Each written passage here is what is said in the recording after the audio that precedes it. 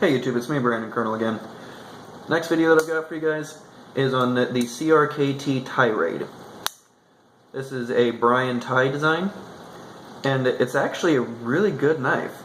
I actually pleasantly enjoyed this one. The only downside was when I first got it, it started developing just a little bit of blade play, and then when I tried to adjust the pivot, just my luck, the pivot completely stripped out and I couldn't fix it. And then I basically just sat on it for a year or more and just not sending it in to warranty. But by the time that I did, even they couldn't fix it, so they just simply sent me a new one. So this is the new CRKT Tighe Rade in my collection. And honestly, I'm every bit as impressed with this one as I was with the last one. This knife is actually running on bearings, and it is a button lock. Blade HQ describes it as a plunge lock, and you can actually use it about as easily as like the Benchmade axis lock. So yeah, that's pretty simple. And the flipper is actually just as easy. The thumb stud is incredibly easy, so this has numerous ways to deploy it if you just feel like changing it up with a single knife. So you've got the flipper, you've got button lock, or you've got the flipper action, or not flipper, but thumb stud, or obviously manual. And if you feel so inclined, then you can even do just gravity opening. So there's very many ways that you could actually open this knife quite easily. The ergonomics of this knife are quite good, but you might want to have slightly smaller hands for it. I'd say it no bigger than medium-sized hands, because if you have larger hands, the fact that it's a fighter style, which kind of locks your hand into this very specific shape, while it's good for my sized hands, anything bigger and you probably have a bit of a problem. Even anything smaller and the very definitive finger choils here might get a little bit uncomfortable for you. So that's probably the only design flaw, so to speak. But otherwise, for my size hands, it actually does fit quite well. The only hot spot is right here for these two fingers, and it's really not even all that bad. It's just right here. This could have been chamfered down just a touch. Not even all that much, but just a touch. And that would have made it so much better. But otherwise, there's really no hot spots on the knife whatsoever. There is a almost hidden choke up point right here, so that way you can choke up, and it is incredibly usable. And the way that they've got it, your hand does not come into contact with the blade at all. And then there's a bit of a depression right here where your thumb can just naturally fall on that and give you much better control over cutting. And it is actually quite comfortable to use this. This is an 8CR13 MOV stainless steel. So that is a Chinese-made steel, very budget, low-end steel, but good quality for this price range at about $36. I believe that's what I paid for it when I bought it. And so for a 6061 anodized aluminum frame with 8CR13 MOV on incredibly smooth bearings with a design like this, $36 you're getting a steel. I do believe that it does have a steel frame, but it's just that the 6061 scales over top of it, because as you can see, the frame is separate from the scales over top. So I believe that it's an aluminum scale with steel frames, but I couldn't find anything completely saying that. I might not have just looked in the right places. As far as more on the blade, we do have a hollow grind that is also a compound grind. So there's hollow grind here and a flat grind here, and then you have the flats up here. And it is a full machine satin, which I actually really like. The satin on this is really well done.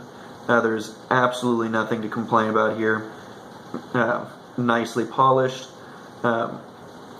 which I know I rag on Spyderco's satin finish all the time, but it's because it's inconsistent. This is incredibly consistent from one side to the next, and there's absolutely no machining errors in it. There's no blemishes. There's nothing to complain about. As far as billboarding that a lot of people don't like, they do have Tighe Rade over here. Let's see, what's that? So Tighe Rade, Tighe Design, and then I think that's the model number right here. Yeah, that's the model number. And then on the other side, CRKT. Beyond that, there's really nothing in there. There is no skeletonization on the inside of the frame, but then again, being aluminum, it really doesn't weigh all that much, so weight isn't really all that much of a factor. Seeing as it's going on the button lock system, there is no true detent, so the most that they've got is a slight detent coming from the plunge lock based on the way that it engages. But so it does have the feel of a detent, but it's really, really light. So you do have to have a bit of a push button in order to fully get it to engage. If you're just relying on the detent alone, it does come out about halfway.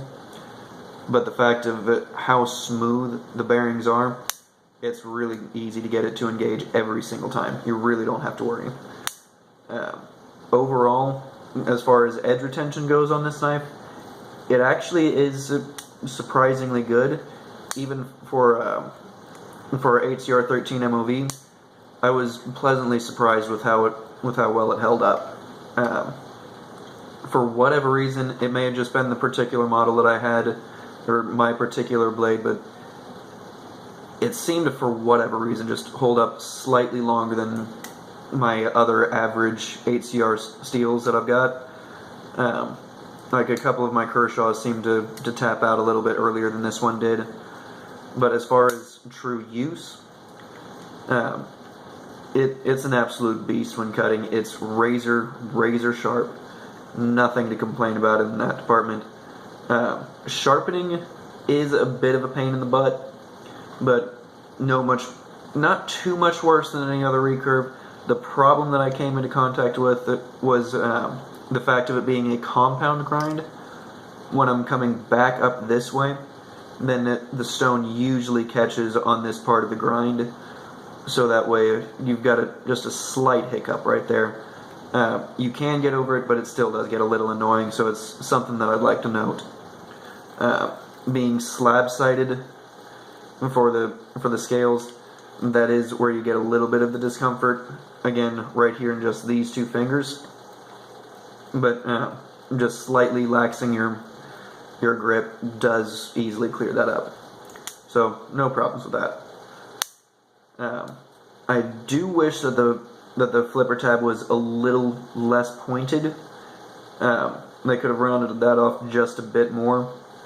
But overall, if you're flipping your knives open about 1,000 times a day like I usually am, your finger's going to get used to that pretty quickly. But for just the average everyday user, be aware that is there, and that was actually a problem on both this one and the one that I had before I got it sent in for warranty and service. So that is a design feature for both of them. They could have made it just a bit straighter and put maybe a little bit of jimping on it, so that way it wasn't quite as harsh.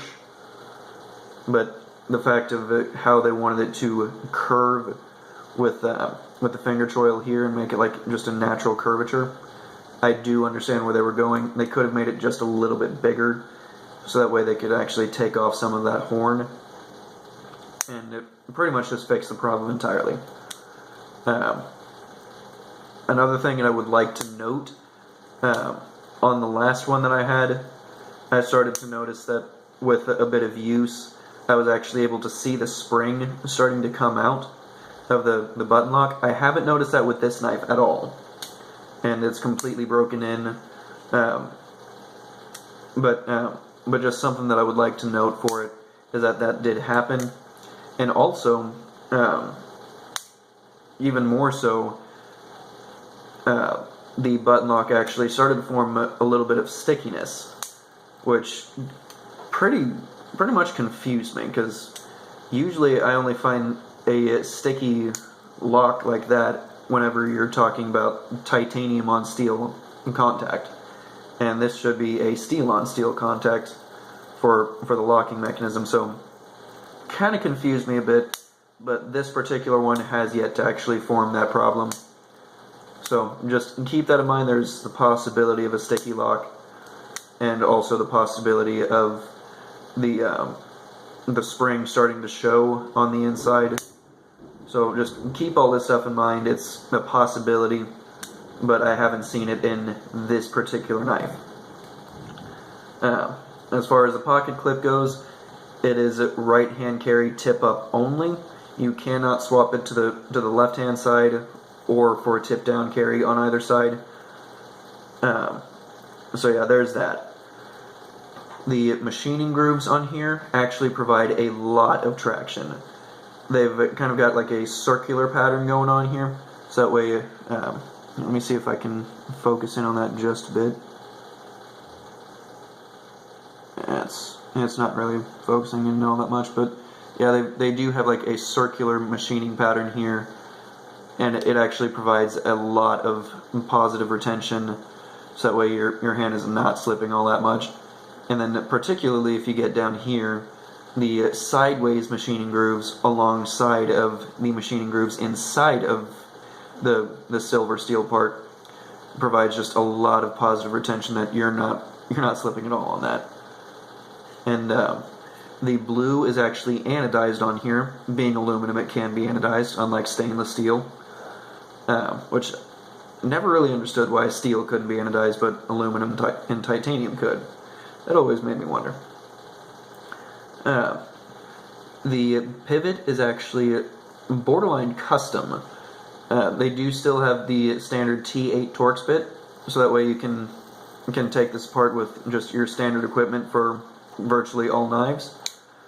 But they did add that custom touch, so that way it's the type of pivot that you would see on a normal BrandonColonel custom. So I like that touch on here. Gives it a little bit more of a high-end feeling for a more budget-friendly knife. And like I said, being in the $36 price range, anything extra that you can get is definitely a bonus. Just about anybody that I've showed this to is actually quite impressed with it. They usually look at this and say it's actually a quite nice knife. Being a fighter style, it definitely does add a bit of a tactical flair to it, because this is a fighter style handle. So if you're using it in that regard, it does give you that option. Reverse grip, while not completely comfortable, still does give you that option. So you can easily wrap your hand around like that and have a very good positive grip, but it definitely is made for a forward grip. Overall impressions, I do like it a lot. It has a very nice cutting action. The overall flipping action of it is very nice. The thumb studs are very nice. Using it just simply with the button lock on here, again, almost effortless. And I actually tested specifically to see if under any circumstance the lock would accidentally disengage, and I really couldn't do anything to accidentally disengage it. My only worry really was it possibly coming open in the pocket, seeing as how light of a detent it has, and being a button lock, the way that I would carry it, I could possibly sit on it, because I carry it in the back pocket. Again, I never ran into anything like that, so it stayed closed in my back pocket, and nothing ever happened bad with it. So, yeah, my issue with the detent not being strong enough proved groundless. So, overall, I really did like this knife. Really nice knife for the price range. Gives you a lot of bang for the buck. A lot of great looks for your money. And honestly, I think that you can buy with confidence. So, as always, YouTube, stay safe.